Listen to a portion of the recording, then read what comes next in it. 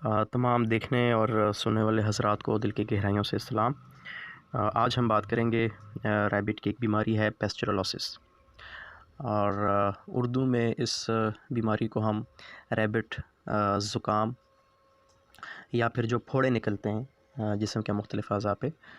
یہ بیماری آپ کہہ سکتے ہیں۔ اس بیماری کے حوالے سے تھوڑا تفصیل سے بات کرتے ہیں، اس کے سائن سمٹمز پہ بات کرتے ہیں۔ سب سے پہلے تو یہ بتاتا چلوں کہ یہ ایک بیکٹیریل انفیکشن ہے،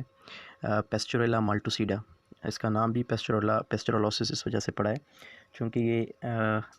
پیسچوریلا مالٹوسیڈا نامی بیکٹیریا کی وجہ سے یہ انفیکشن جو ہے ڈیولپ ہوتا ہے۔ اچھا، اس کی اگر سائن سمٹمز کی ہم بات کریں تو سمٹمز میں بظاہر جو ہے ریبٹ اگر تو فرض کریں یہ ریسپائریٹری سے ریلیٹڈ جو ہے انفیکشن ہے، تو اس میں ریبٹ جو ہے وہ سنفنگ کرے گا، یا سادہ الفاظ میں بات کروں گا کہ ریبٹ شدید قسم کی چھینکیں لگائے گا، ٹھیک ہے، اور ناک سے جو ہے رطوبت اس کی خارج ہوگی۔ ناک کے علاوہ ریبٹ کے آنکھوں سے، ریبٹ کے ایون کانوں تک بھی جو ہے یہ انفیکشن پہنچ سکتا ہے۔ اور اس کے علاوہ جب کہ یہ انفیکشن جب بڑھ جائے تو ریبٹ کی ریسپائریٹری سسٹم کو بھی جو ہے یہ ڈسٹرب کر سکتا ہے، جیسے کہ ریسپائریٹری جو پائپ ہے اس میں میوکس جو ہے ڈیولپ ہو جاتا ہے، اس میں رطوبت، یا جس کو سادہ الفاظ میں غالباً پیپ آپ کہہ سکتے ہیں اس کو، تو وہ وائٹ کلر کا رطوبت جب بہت زیادہ ڈیولپ ہو جاتا ہے سانس کی نالی میں، جس کی وجہ سے ریبٹ پراپر جو ہے سانس نہیں لے پاتا۔ چونکہ ریبٹ جو ہے یہ ناک کے ذریعے ہی سانس لیتا ہے، منہ کے ذریعے ریبٹ سانس نہیں لیتا، اس وجہ سے یہ بیماری جو ہے کافی زیادہ فیٹل ثابت ہو سکتی ہے ریبٹس کے لیے۔ اچھا، اسی بیماری میں سائن سمٹمز کے طور پہ ایبسیسس کا آنا، جیسے کہ پھوڑے بننا، گٹھلی ٹائپ بن جاتی ہے، اس میں سے وائٹ کلر کا جو ہے پس جمع ہونا جو ہے، یہ بھی اسی پیسچوریلا مالٹوسیڈا بیکٹیریا کی وجہ سے جو ہے ڈیولپ ہوتی ہے۔ اور اگر تو بر وقت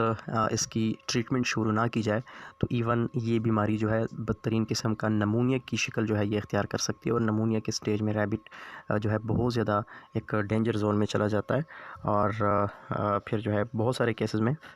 ریبٹ کی جو ہے موت بھی جو ہے واقع ہو سکتی ہے۔ اچھا، اس کی اگر پریکاشن کی بات کریں، اگر تو فرض کریں کسی بھائی کے پاس یہ بیماری جو ہے یہ سامنے آ جائے، سپوز اگر اس کے فارم میں ایک دو ایسے ریبٹس جو ہے جن کو یہ علامات ہوں، تو ان کو کیا کرنا چاہیے؟ سب سے پہلے جو ہے فارمر کو چاہیے کہ جو بھی ایسے سسپیکٹڈ ریبٹس ہوں جس پہ یہ شک ہو کہ یہ بیماری لاحق ہو چکی ہے اس کو، تو امیڈیٹلی ان ریبٹس کو باقی نارمل ریبٹ سے جو ہے الگ تلگ کسی اور جگہ پہ، اگر تو آپ کے پاس کوئی آئسولیشن کا سسٹم ہے جہاں پہ مطلب ریبٹ کو آپ باقی ریبٹ سے الگ تلگ ہفتے یا 2 ہفتے یا 3 ہفتے یا ایون مہینے 1.5 مہینے تک جو ہے اس کو الگ رکھ سکیں۔ چونکہ یہ بیماری جو ہے بہت تیزی سے ایک ریبٹ سے دوسرے ریبٹ میں پھیلتی ہے، یا تو ایک ریبٹ اگر دوسرے انفیکٹڈ ریبٹ کے کانٹیکٹ میں آئے، یا پھر